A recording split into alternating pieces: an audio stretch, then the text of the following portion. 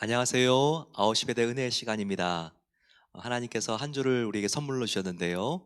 이번 한 주도 은혜의 말씀과 더불어 승리하게 되시기를 축복합니다. 오늘 우리가 함께 마태복음 5장을 봅니다. 5장, 6장, 7장은요. 성경에서 정말 아주 중요한 말씀이죠. 이것을 산상수훈이라고 합니다. 구약에 십계명이 있다면 바로 이 신약에 오게 되면요, 십계명과 같은 위치보다 더 높은 위치가 바로 산상수훈입니다. 산상보훈이라고도 하는 이 말씀은 마태복음 5장, 6장, 7장, 이렇게 세 장에 걸쳐서 있는 말씀입니다. 이 산상수훈은요, 마치 예수님께서 공생애를 시작하시면서 취임 연설이라고 생각하면 됩니다. 왕의 연설이라고 생각하면 되는데요. 취임식 때 이렇게 예수님께서 산 위에 약 갈릴리에 있는 그 지역 중에서 갈릴리 호수가 있죠. 그러면 예수님이 주로 사역했던 데는 가버나움이라고 하는 도시입니다. 가장 갈릴리에서 큰 도시인데요. 그 도시로부터 좀 멀리 떨어지지 않는 곳, 거기에 야산이 하나 있는데 이 야산에서 백성들을 모아놓고 예수님께서 산에서 내려오시면서 가르치신 것입니다. 근데 이것은 정말 너무 명설교예요. 얼마나 은혜가 있는지, 또 예수님의 전하고자 하는 공생의 핵심이 담겨 있는지 모릅니다. 그래서 마치 구약의 모세가 호렙산 시내산에서 십계명을 가지고 내려와서 백성들에게 가르쳤다면, 예수님께서는 이제 옛 언약이 아니라 새 언약 새 계명, 바로 이 복음을 지금 예수님께서 이 야산에서 갈릴리에 이렇게 있는 그 산에서 내려오시면서 백성들에게 가르치시는 사건입니다. 그래서 구약의 모세의 십계명과 비교할 수 있지만, 유사한 부분이 있지만 그거와 비교할 수 없이 큰 새로운 시대가 열렸고, 새로운 시대에 우리가 어떻게 살아야 되는가, 바로 새 시대 새 백성의 행동 규범에 대해서 예수님께서 알려주신 너무너무 귀한 말씀이죠. 그래서 우리가 함께 이 5장, 6장, 7장을 필사하면서는요, 5장 같은 경우에는 좀 길이가 깁니다. 6장 가면 조금 짧아지고, 7장 이렇게 또 길고, 하지만 이 5장이 가장 긴데, 5장은 평상시 필사하는 것보다 2배 정도 시간이 들어갑니다. 2배는 긴데, 한번 그 안에 예수님께서 무엇을 말씀하셨는가, 그리고 예수님께서 이 땅 가운데 한 말씀들이 다 중요하지만 가장 이 안에서 중요한 말씀이 무엇인지를 한번 경험해 보세요. 필사하면서요. 또 오늘 묵상하면서 이 말씀을 꼭꼭 씹어가지고 깊은 그 안에 묵상에서 올라오는 맛을 한번 보시기 바랍니다. 또 이것이 그냥 지식이 아니라 나의 삶을 조금이라도 더 변화시키는 말씀으로 우리가 목표를 삼고 보면요, 앞으로 우리가 3일 동안 보게 되는 이 상상수훈이 굉장히 깊게, 올해 가장 우리가 정말 인상 깊게 다가오는 말씀으로 우리의 마음을 두드리고 우리의 마음에 부딪혀서 우리의 정말 삶의 큰 변화가 일어날 수 있습니다. 이런 기대와 소망을 가지고 함께 우리 5장부터 보겠습니다. 큰 덩어리들이 있는데요. 먼저 이 5장 산상순 첫 번째 장에서 가장 중요한 것은 바로 앞부분에 나와 있는 바로 팔복입니다. 산상수훈 안에 팔복이 있는데, 팔복은 8가지 계명이죠. 마치 10가지 구약의 십계명과 비교할 수 있는데요, 10개가 아니라 8개입니다. 자, 그러면 특별히 예수님께서 1절에 무리를 보시고 산에 올라가 앉으시니 제자들이 나아온지라, 예수님이 그 산에 올라가서 또 내려가시면서 제자들에게 이제 팔복을 먼저 말씀하시면서 산상수훈을 가리키십니다. 자, 먼저는 첫 번째, 심령이 가난한 자는 복이 있나니 천국이 저희 것이라. 복이 있는 자의 역설입니다. 이 세상에서는 무병장수하고 또 부귀영화를 누리는 게 복이라고 하지만 오히려 성경은 가난한 게 복이라고 합니다. 특별히 마음이 가난한 자. 예, 이것은 하나님 없이는 살 수 없는 상한 마음을 가진 자죠.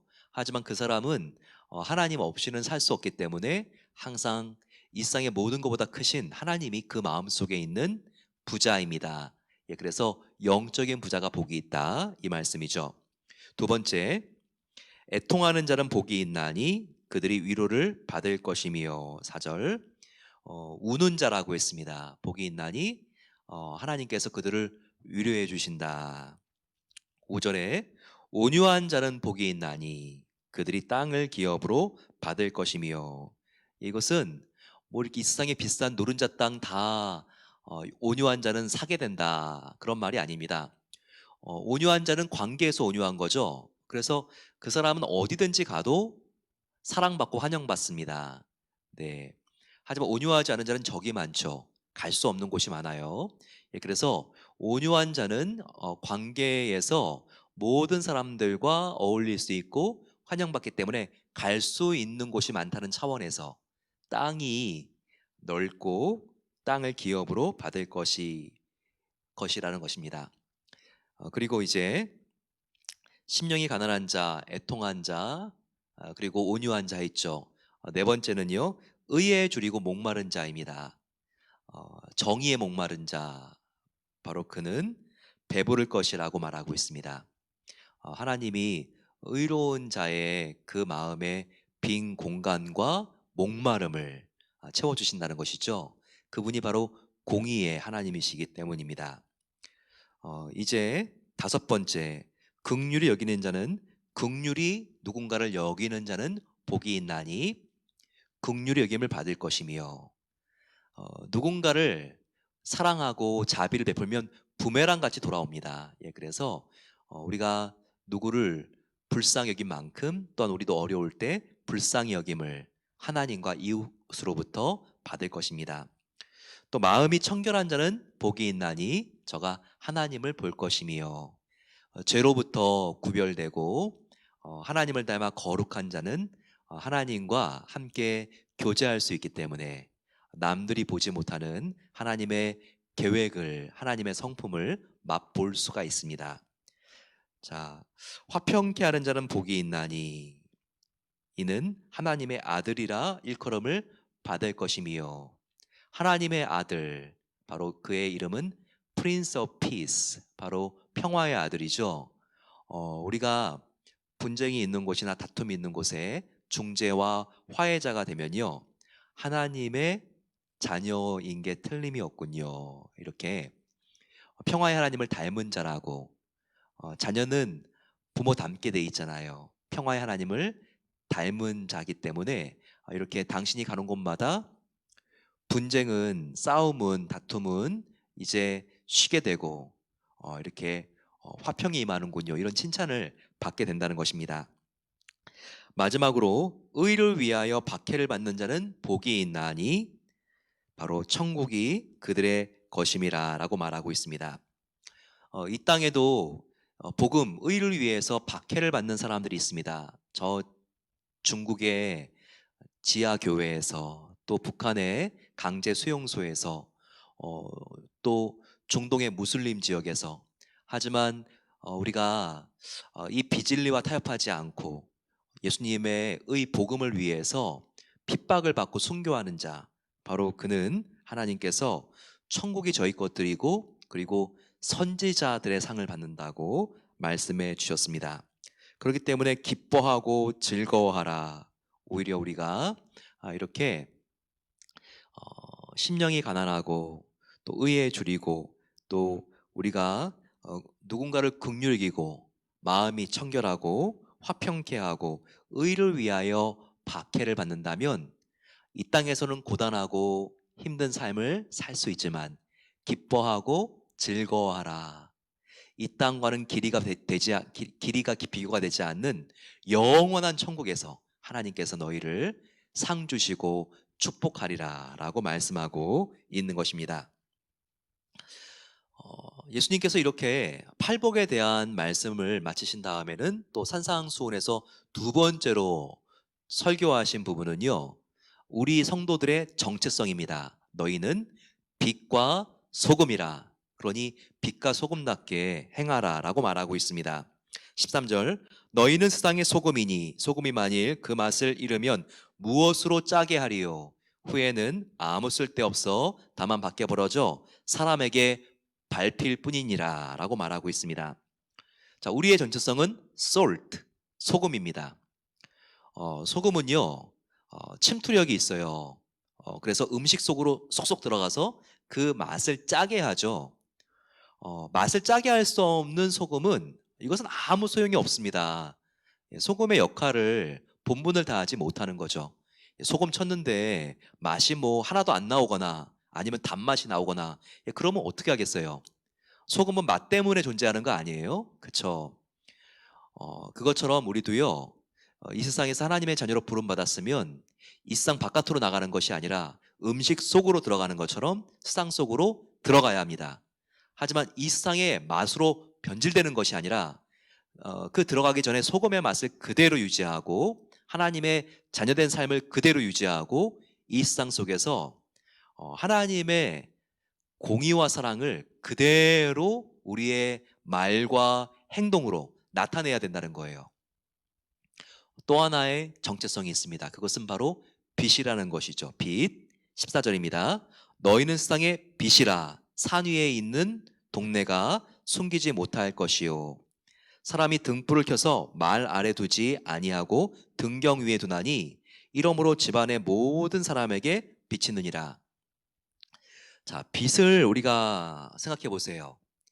우리가 빛은요, 뭔가 비춰서 내가 읽던지, 우리가 그 아래에서 바느질을 하던지, 뭔가 밤에 어두울 때 도움을 받기 위해서 우리가 불을 켜는 거예요. 불을 켜는 거예요. 근데 불을 애써서 켜놓고 이렇게 소쿠리 같은 망에 뒤집어 쓰입니까? 그러면 이 빛이 있는데도 이와 같은 막이 있기 때문에 방이 다 어둡잖아요. 책도 못 읽고 바느질도 못하고 활동을 할 수 없는 거죠. 빛은 그러려고 이렇게 덮어두려고 우리가 사용하는 게 아니라는 거죠. 빛은 어떻게 하죠? 빛은요, 더 잘 보이는 곳에 걸어둡니다. 과거 우리 조선에서도 우리나라도 보게 되면 이런 호롱불이나 이런 등잔에 이렇게 불을 올려놓고 정말 잘 타게 해서 잘 비치게 하지 않습니까? 조금 더 위에 가급적이면 걸어 놓아서 조금 더 빛이 발산하는 범위가 더 넓어지게 하잖아요. 바로 이것처럼 빛은 가려놓는 것이 아니라 오히려 확 튀어서 더 멀리까지 빛을 비치게 하기 위해서 존재하는 것이다. 바로 이것을 강조합니다. 즉, 우리 믿는 사람들은 선한 영향력을 우리가 행세해야 된다는 것이죠. 이 세상을 향해서 예수님을 닮은 선한 양심과 선한 영향력을 우리가 행사해야 된다. 이것을 보여주고 있습니다. 하지만 지금 우리 교회는 어떻습니까? 교회들을 보게 되면요, 성도 한 명 한 명이 빛으로 부름받았는데 이 세상을 향해서 빛을 비추는 게 아니라 빛끼리 모여 있습니다. 그래서 빛들이 서로에게만 비춰주고 있어요. 그런데 지금 빛은 어디를 비춰야 된다고 말하고 있죠? 어두운 세상을 비춰야 된다고 말하고 있습니다. 선교사님들도 보게 되면 선교사님들이 이 세상으로 가지 않고 정말 선교지들 중에서도 좋은 선교지, 그리고 정말 그 장소에만 서로 모여 있는 것들을 보게 됩니다. 하지만 그러면 안 되죠. 선교사로 부름 받았으면 그렇게 문명이 발달되고 편한 도시만 있는 것이 아니라 이 세상을 향해서 믿지 않는 사람들, 구원받지 않는 사람들을 위해서 나아가야 되는 것이죠. 우리 믿는 사람들도 마찬가지죠. 언제까지 교회에서 우리 그냥 같은 문화에서 또 같은 동질적인 말을 하면서 편하다고 우리끼리 모여 있겠습니까? 우리가 함께 모여서 주일에는 정말 하나님의 그 뜨거운 사랑을 경험한 다음에는요, 이 뜨거운 불에 견딜 수가 없어서 우리의 직장으로 나가야 합니다. 거기서 주님의 선한 영향력을 빛처럼 발하면서 소금처럼 정말 우리가 우리의 정체성, 하나님의 자녀된 삶을 우리가 나타내면서 바로 우리를 통해서 예수님을 전파해야 되는 것이죠. 그럴 때 이 세상 사람들이 주님께로 돌아올 수 있습니다. 이것을 예수님께서 우리에게 알려주신 것이죠. 17절부터 20절까지는요, 예수님과 율법과의 관계를 말씀하고 있습니다. 예수님께서 때때로 안식일에 몸이 아픈 사람을 고쳤다고 해서 또 안식일에 밭을 나가서 제자들과 함께 추수한 단을 먹었다고 해서 안식일에 일했다고 해서 율법을 깨트렸고 율법을 폐하러 온 자라는 수많은 비난을 바리새인들로부터 받아야 됐습니다. 하지만 여기에 대하여 예수님께서 해명을 하시는 거예요. 나는 율법을 폐하러 오고 망가뜨리러 온 것이 아니다. 오히려 율법을 나는 완성하기 위해서 왔다라고 말하고 있습니다. 그 당시 유대인들과 바리새인들 문자적으로 율법을 잘 지켰는지 몰라요. 하지만 율법의 정신인 하나님을 온 마음을 다하여 사랑하고 이웃을 내 몸과 같이 사랑하라는 그 정신을 그들이 잃어버리고 있었습니다. 하나님의 법을 그들의 문자적인 율법에 딱 고정시키고 나니까 그 율법 사이로 율법 정신들이 다 빠져나가는 것입니다.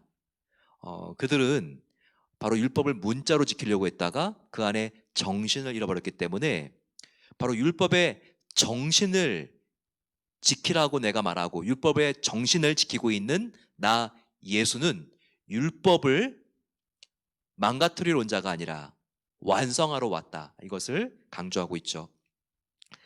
그러면서 예수님께서는 21절부터 26절까지 노하지 말고 또 너희들이 화낸 사람을 용서해라. 너희들이 누군가를 용서하지 않고 분한 마음으로 원한을 가지고 혹은 사과하지 않고 나에게 예배드리러 오면 나는 그런 예배 받지 않는다. 나에게 예배를 드리고 축복을 받기 위해서는 예배를 드리기 전에 이렇게 관계가 어려워진 사람이 생각나면 먼저 가서 화해하고 난 다음에 나에게 와서 예배를 드려라. 그럴 때 내가 너의 예배를 기쁘게 받겠다라고 말씀하고 있는 것입니다. 하나님의 사랑이 내 안에 넘치면 우리가 이웃을 사랑하지 않을 수 없죠. 하나님이 나같이 불쌍한 사람을, 나같이 문제 많은 사람을 긍휼히 여겨주시는데 우리가 그 은혜를 받았는데 우리를 힘들게 한 사람을 조금 더 마음을 열고 우리가 그 사람을 불쌍히 여기고 용납해 주지 않겠습니까? 하나님으로부터 정말 우리가 예배를 통해서 은혜를 받았으면요. 그래서 하나님과의 관계와 이웃과의 관계는 다 연결되어 있습니다. 그래서 예수님께서는 말씀하셨죠. 바로 예배도 하나님과 관계이기 때문에 하나님과의 관계가 바로 되기 위해서는 하나님의 자녀인 이웃들과 지금 어려운 관계 속에 있거나 이웃들에게 잘못한 일이 있거든 가서 먼저 사과한 다음에 와서 예배드려야지 하나님이 너의 예배를 기쁘게 받을 수 있다. 이렇게 말씀하고 있는 것입니다. 간음에 대한 말씀을 하고 있죠. 예수님께서 이 간음에 대한 말씀을 하면서 특별히 너희들이 아내를 버리거든 이혼 증서를 써줄 것이라고 구약에 말하고 있는데 31절에 나는 너희에게 말하노니 이유 없이 아내를 버리는 사람이 있으면 그는 간음한 것이다. 그리고 누구든지 버림받은 여자에게 장가를 가는 것도 간음한 것이다 라고 말하고 있습니다. 자, 이것을 어떻게 이해해야 될까요? 그 당시에는요, 이 간음이라고 하는 구약의 법 때문에 너무나 많은 남자들이 여자들을 고의적으로 버리고 있었습니다. 바로 이것을 예수님께서 막아주시기 위해서 너희가 아내들을 버릴 때는 이혼 증서를 꼭 써줘라. 왜냐하면 그 당시 여자들은요 남자한테 이혼을 당해도 이혼 증서를 남자가 써줘야지 다른 남자하고 결혼할 수가 있었습니다. 그 당시에 남자는 일을 할 수 있었지만 여자는 일을 할 수가 없는 사회 구조였거든요. 그래서 뭐 결혼 위자료도 못 받는 거예요. 예, 그렇기 때문에 일단 이혼당한 여자는요, 굶어 죽어요. 모든 사회적인 안전망으로부터 이제는 그 여자가 추방되는 거예요. 이 여자가 다시 살 수 있는 길은 또 다른 남자를 만나서 결혼하는 것입니다. 그런데 이혼 증서도 써주지 않고 남자가 버리면요, 이혼 증서가 없어서 이 여자는 어디도 시집을 못 가요. 예, 그 당시에 창녀밖엔 될 수 없어요. 그래서 예수님께서 반드시 이혼하려고는 이혼을 해야 한다면 이혼 증서를 꼭 써줘야 된다. 그리고 더 좋은 것은 이혼을 안 하는 게 제일 좋다. 예, 이것을 여기서 지금 말씀하고 있는 것입니다. 예수님께서 항상 말씀하실 때에는요, 모든 예수님의 판단의 근거가 사랑입니다. 그리고 보호고 돌봄이에요. 우리가 그와 같은 정말 예수님의 사랑이 예수님의 새 계명 복음 안에 있는 것을 알아야 합니다. 또 맹세에 대한 규정을 합니다. 너희들이 맹세를 하지 않는 게 좋다라고 말씀하시면서 어, 땅으로도 하지 말고 하늘로도 하지 마라. 바로 왜 하늘로 맹세하면 안 되죠? 왜냐하면 하늘은 하나님이 계신 곳이고 바로 땅은 발등상이라고 말하고 있지 않습니까? 네, 그렇기 때문에 하나님의 발등상이 땅이기 때문에 하나님으로도 하늘로도 땅으로도 맹세하지 말라라고 말하고 있습니다. 그러면서 예수님께서 말씀하시는 것은요, 너희가 맹세하지 않아도 너희가 말한 것은 사람들에게 다 믿을 수 있도록 언행일치의 삶을 살아라라고 말하고 있는 것입니다. 다른 사람들이 저 사람은 볼 것도 없어, 저 사람이 말하는 것은 그냥 다 보증수표야, 확실해, 저 사람은 어떤 말을 해도 다 지키는 사람이야.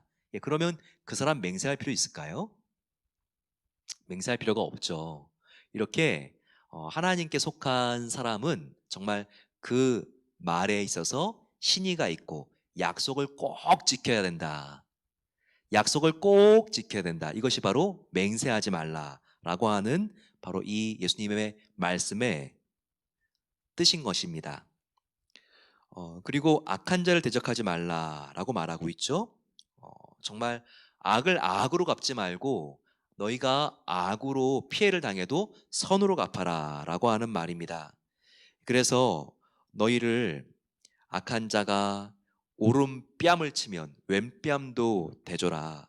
누군가가 너희들에게 속옷을 가지고자 하면 겉옷까지도 가지게 해라. 그 당시에 속옷보다 겉옷이 훨씬 비쌌습니다. 예, 근데 속옷 달라고 하는 사람에게는 겉옷까지 줘라. 누가 너에게 오리 정도 같이 걸어줄 수 있습니까? 라고 말하면 그 사람과 십리를 동행해 주라. 이렇게 예수님께서 말씀하시면서 원수도 너희가 사랑해야 된다라고 말하고 있습니다. 여러분, 이것을 우리가 지킬 수 있을까요?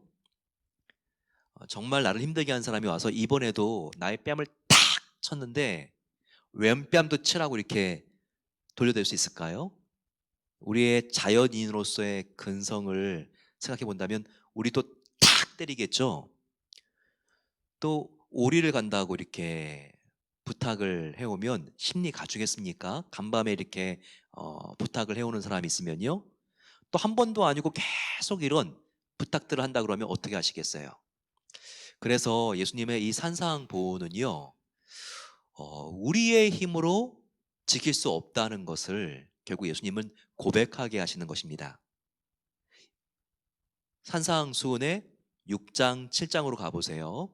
예, 그러면요, 우리의 힘으로는 예수님의 이 말씀을 지킬 수 없구나, 이런 결론에 우리가 도달하게 됩니다. 그러면 우리는요, 나의 한계가 있는 힘이 아니라 다른 힘을 의지해야 됩니다.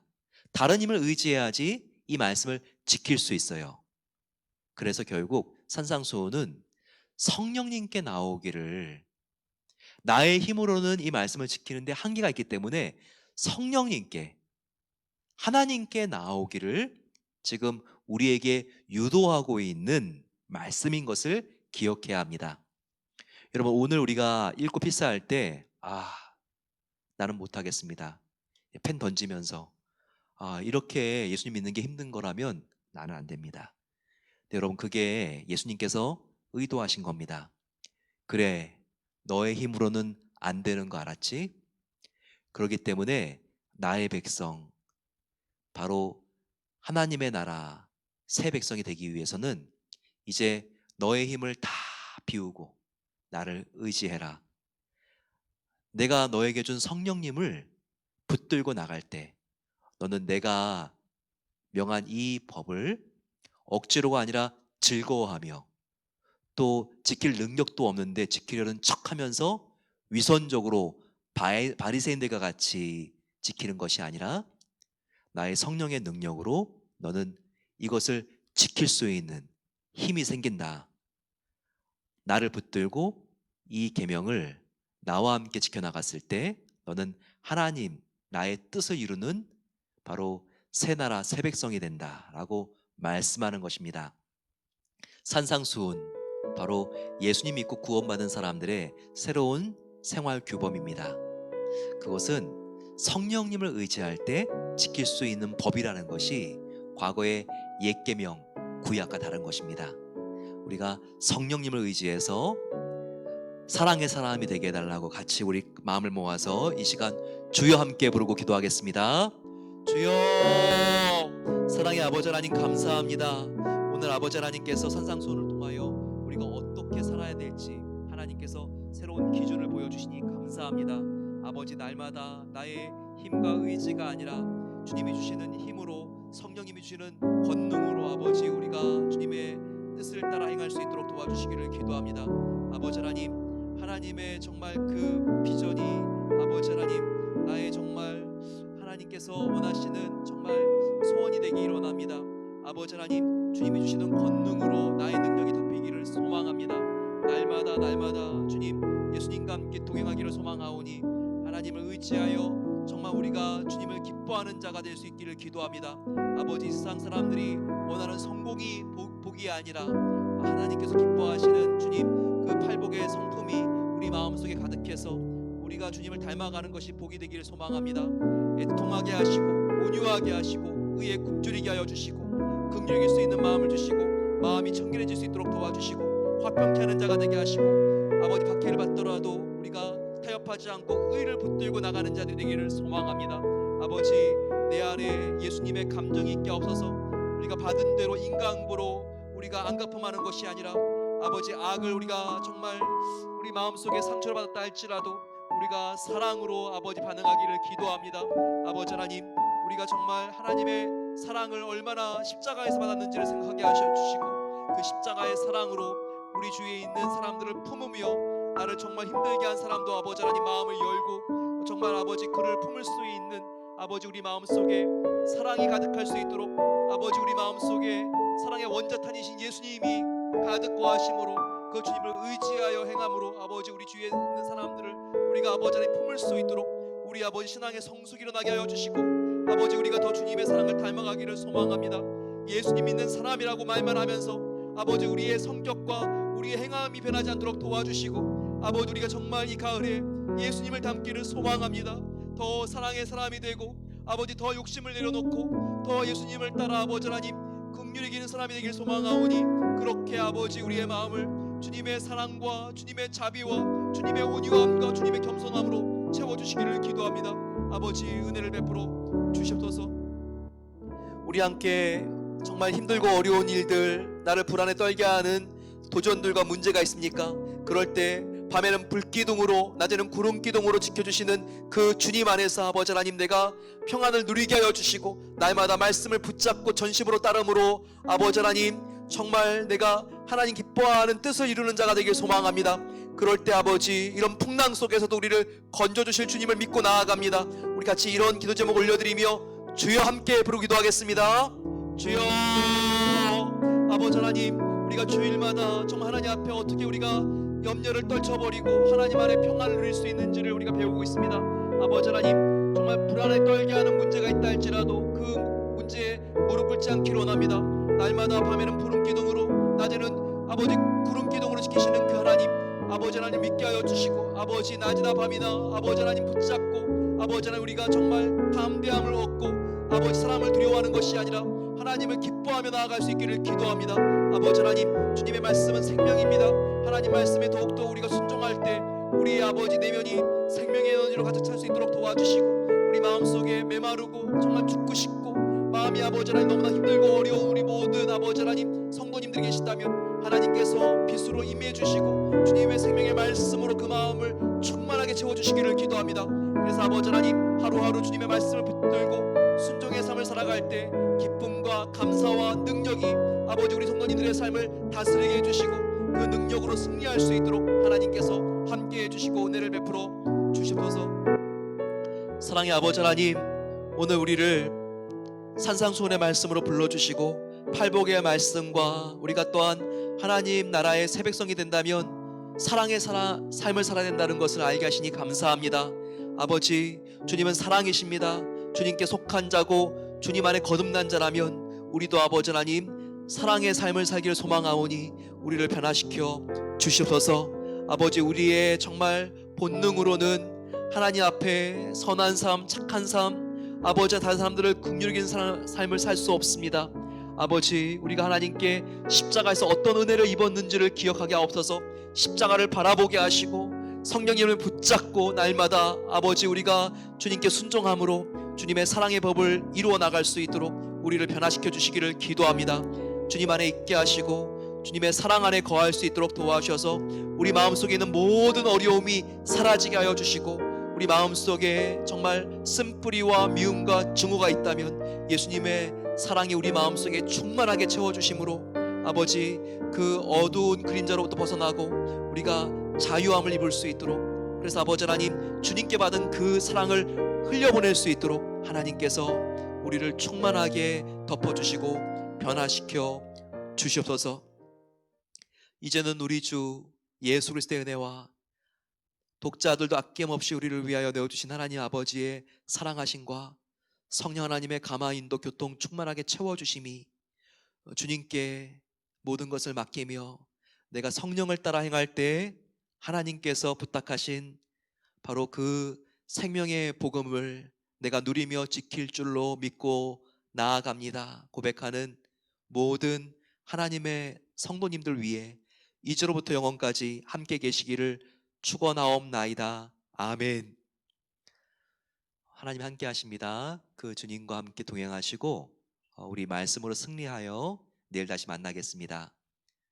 안녕히 계십시오.